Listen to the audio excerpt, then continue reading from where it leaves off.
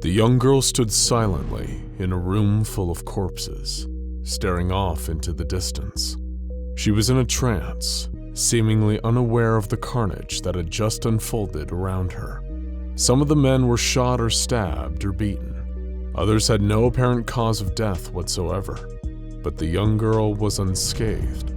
She was wearing a yellow summer dress and looked like she couldn't have been more than 3 years old.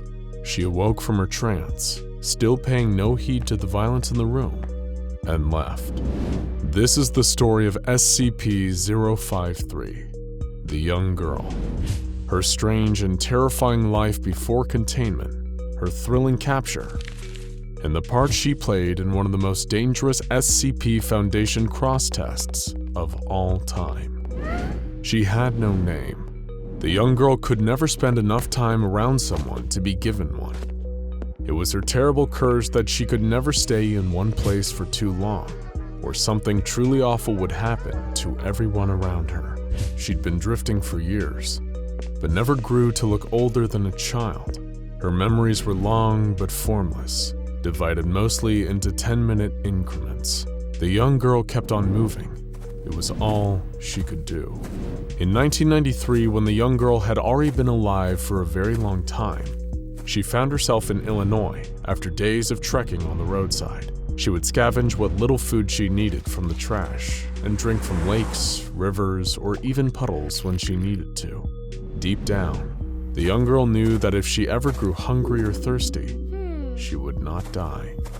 In her travels, the young girl had managed to scrounge together a few dollars, and though she knew her contact with people had to be limited, there was one thing she wanted that felt worth the risk: a candy bar. It'd been a long time since she tasted chocolate, and she found the idea of tasting it again too enticing to resist. When she reached Chicago, she entered a small corner store with her handful of dollars, selected a candy bar from the rack, and approached the counter. For reasons even she didn't fully understand, she kept her eyes down as she placed the money on the counter. You see, SCP-053 was always a special child. As we briefly mentioned earlier, you might even say she was cursed. Whenever she was around other people for too long, terrible things tended to happen. Unspeakable things. And as a component of this strange, unexplainable curse, or perhaps as a means of keeping her safe from it, the young girl was doomed to never understand the nature of her predicament. It was like there was a mental wall between her and the horrors her presence could cause. All she knew was that it was best to avoid eye contact, stay away from large groups of people at all costs, and never spend any longer than 10 minutes around anyone, ever. That's why, as she waited for her chocolate bar at the cash register, she kept her head down and waited to go. The cashier looked upon this strange girl with apparent concern. It'd been a slow day, all in all. A few listless patrons milled around the store, window shopping.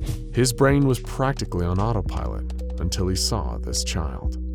She looked filthy, in a disheveled dress, and was totally alone. What on earth had happened to this child?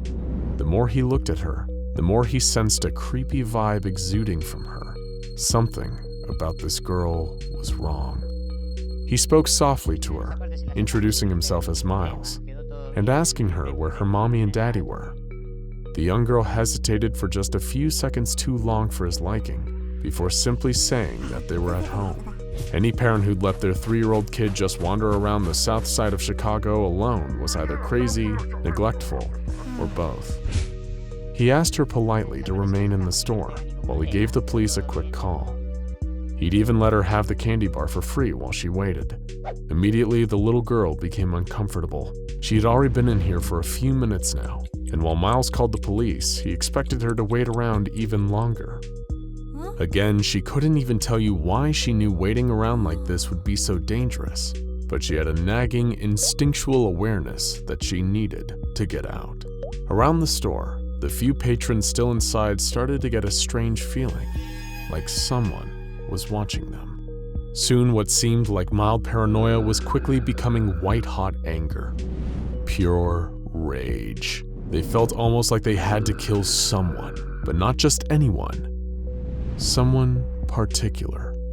They had to kill the little girl. It wasn't long until the police arrived. 2 officers, Holiday and DeWitt, entered to collect the apparently neglected little girl. It was a story they'd sadly heard all too often, a tragically common occurrence in the big city. When the 2 of them approached the young girl, she was looking down at the ground. They tried to speak to her, but she was unresponsive. Miles looked on, concerned, but deep down, he felt the same bizarre progression all the other storegoers were feeling: confusion, irritability, and finally, violent rage. The corner store was a powder keg. All it needed now was a spark. And that spark came when Officer Holiday reached down and took the young girl by the arm. His bare skin touched hers, and it was all over. The cop twitched. His mind washed out in murderous insanity as he reached for his sidearm. Officer DeWitt opened his mouth to protest, but he didn't manage to get a syllable out before Holiday turned and shot him. In a fraction of a second, the quiet corner store exploded into a violent bloodbath as the patrons and cops slaughtered each other. All the while, the young girl just stood there in a trance. Everyone was dead within minutes, except Miles and the young girl. He shakily rose to his feet, his mind carved out by madness, and reached for Officer Holiday's discarded pistol. Outside of the store, the young girl appeared, walking out as if nothing had happened. Inside, Miles's body was sprawled over the counter, clutching his chest as if his heart had just exploded. This was the true nature of the young girl's curse. Anyone who meets her eye, touches her skin, or spends over 10 minutes around her is destined to slip into a state of murderous insanity. They'll go into a kill-crazy frenzy and attack anyone around them until all that is left is them and the young girl. At which point they'll try to kill her too, but the mere act of attempting to kill her is also fatal, killing its victims with a massive heart attack or a seizure. The second part of the girl's curse is that she herself can never die. She keeps coming back, unknowingly causing more misery and death along the way. Until, of course, a certain secret organization took notice. That night, the young girl sat in the cavernous interior of a local abandoned warehouse, quietly eating her hard-earned candy bar. Suddenly, she heard a quiet crack in the distance. She tried to move her left arm, but found it was numb. She could barely move it. The girl turned her head and saw a tranquilizer dart sticking out of her skin. Instinctively, she got up and began to run, limping as her left leg started to lose all feeling too. Suddenly, she was surrounded by footsteps as masked men in SWAT uniforms emerged out of the darkness on all sides. The last thing she remembered before slipping out of consciousness was a blindfold being pulled over her eyes and tiny metal handcuffs clasping over her wrists. When she woke up, she was in the nicest room she had slept in years. It was 16 feet by 16 feet, with toys, books, and games. Standing across the room from her was a stranger in a full hazmat suit, connected to a long steel cable leading out of the room. He spoke calmly and politely. A timer on his wrist counted down from 10 minutes. The stranger explained to the young girl that they would be taking care of her now and would provide her with all the toys and games and treats she wanted, provided she cooperated and submitted willingly to some tests. Compared to living out on the streets with no food or comfort, this seemed like an excellent compromise. She would live in what seemed like luxury, and every so often, she'd be taken to a testing room with a stranger in an orange jumpsuit. After a few minutes of waiting, the stranger would inevitably go feral and attempt to kill her, and then always die in the process. The strangers in the hazmat suits told her that all of these tests were helping them learn extremely valuable things about her, and that soon they'd have a very special job for her. It would be a wonderful surprise. It was the spring of 1994 that the young girl, now officially designated SCP-053, finally received her special mission. Several strangers in full hazmat suits wielding rifles escorted her out of her usual bedroom. She asked where she was being taken and was told she was going to meet a new friend. She was taken to one of the recreational testing rooms and pushed inside. Out in front of her, she saw something terrifying. A giant reptilian creature. She retreated from it instinctually, hiding behind a chair in the containment area. The giant reptile didn't move. It just sat there. Eventually, she plucked up the courage to go and touch the creature before retreating again. No reaction. Little by little, the young girl gained confidence and continued to approach and pat the creature. It exhaled through its huge nostrils, and the young girl literally jumped for joy in her amusement. She began to play with the docile monster, hugging it, even drawing on it with a crayon. The observers were truly baffled. What the young girl didn't know was that she was playing with SCP-682, one of the most hateful and aggressive anomalies under the Foundation's watchful eye. And yet, in her presence, the creature was like an overgrown puppy dog.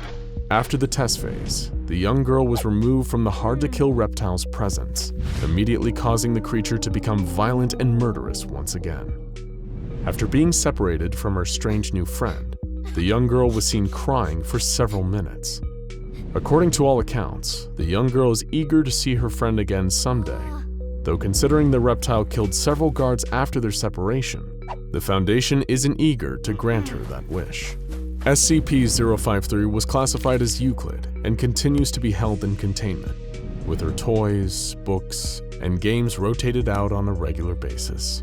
Seeing as she shows no sign of aging, this ongoing containment is likely to be the sad, strange fate of the young girl, an anomaly that never wanted to hurt anyone, but an important and cruel reminder that what we want doesn't always influence the world in the way we want. Check out SCP-096, The Shy Guy, and SCP-5000, The Suit, for more tales from the SCP Foundation's deepest, darkest archives.